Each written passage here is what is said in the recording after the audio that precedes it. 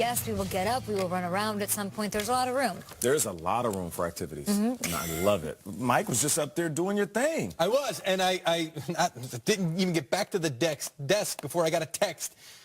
It said, "You're crazy. The Giants have more pride than that other team in town." Who's it from? Rich Seibert. Rich Seibert? It's offensive lineman. That's an undrafted guy. He's got a lot of pride. Thanks for watching, Richie. Thank you, Rich. But Mike, Humble brag. I didn't know which one. I wanted to give the Jets something there. But there's a rule that we have, though, during the week. When you get up, you have to dance. And you didn't dance, bro. Like, I we didn't dance know on the about show. this rule. Just saying, when we get up, we dance. No, but I did when I did the little Jets thing. I did a little dance. I did. That counted. That right? was an NSYNC bye-bye sort Yeah. of. It is kind of like that. J.C. Chazet over there.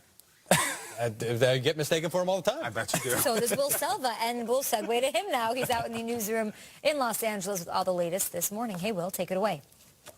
All right, thank you, Kay. Appreciate that. Well, safety Tyrann Mathieu's ability has never been questioned. He's as talented as they come, but his health is always a lingering concern. He's now with a new team. Throw in the fact he was released by his last one, and you have one motivated honey badger. Oh, and he also signed a one-year deal with the Texans, so it wasn't even for multiple years. Mathieu will be motivated. Don't you worry. He's coming off a season in which he played in all 16 games. He collected 2 interceptions in the process to go with 78 combined tackles and 7 passes defended. The Honey Badger spoke Monday about his decision to join the Texans. I tried to make the best decision for me and my family. Obviously, I felt like I had other options on the table, obviously more money, but I think ultimately the Texans was the best decision for me. Like I said, they have a lot of young guys. They have a great defensive line, got some veterans in the secondary, and I felt like I could come in and really help these guys. The Broncos are one of those teams reported to be in the running for Kirk Cousins. Cousins wound up in Minnie, while the Broncos went with Case Keenum. As it turns out, Denver never made a formal offer to Cousins. MMQB's Peter King interviewed Cousins' agent, who admitted as much. As NFL Network's insider Ian Rappaport pointed out, Denver did not want to be left without a quarterback. Now, on the topic of Cousins, he's clearly busy getting ready to make the move from the nation's capital to Minnesota. Cousins posting this photo on Instagram with the caption, "Wonder how many boxes will fit in the conversion van, #moving day." So busy time for the Cousins family as they are making a big move. I'm sure it will be a moving company that's going to be doing all the hard work. Yet, moving is such a big pain to do. I don't care who you are. No one likes doing it. Whether you have a big box of tongs for some reason in the corner, it's the worst thing. You write tongs on it, and you're like, what am I doing with this? I kind of feel like he's moving himself. I don't know that Kirk Cousins, and thank you, Will Selva, for your report. Really? We'll talk to you in a little bit. Really?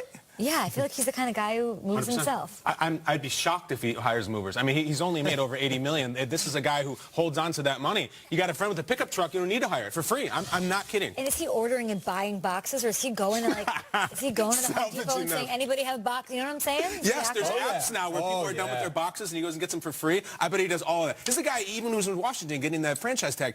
He was staying in the off season with his in-laws, to save money on rent. And by the way, God bless him for it. I bet you he moves himself. Do it, Kirk. The most telling image of that last week that I saw was when he got off the plane. He was the one carrying the baby in the car seat. Like, nobody, let me get that for you, mister. You're about to sign $84 million. No, not at all. Who would you hand your baby off to getting off the plane? What are you talking about? A nanny, an assistant, somebody. Fly your mama in to carry the baby? I got it. By the way, that carrier wasn't even that nice. We're not talking like, Britex or something.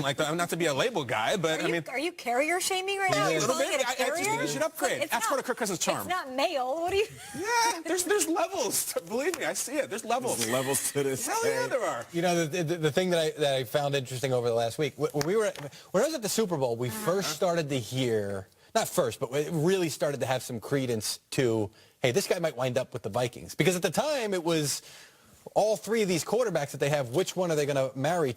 And then it turned out it was going to be the guy there was none of them. It was going to be the guy from the outside. Yeah. And he was there for multiple days in Minnesota. And I remember thinking to myself, wait, is he trying this city on?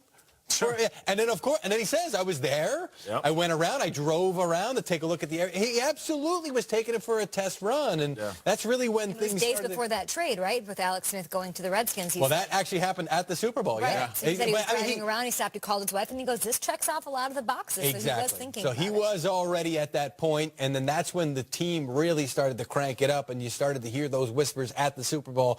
And that's why when we came off the Super Bowl, we started talking about Minnesota being the team to beat. Talking more about free agency and the draft coming up, and we have everything that you need to know before your team is on the clock. We're breaking down which college stars will shine on Sundays, bringing in-depth analysis you can't get anywhere else, all leading up to draft day. It's Path to the Draft. You can see it tonight at 6 p.m. Eastern. Do not miss it.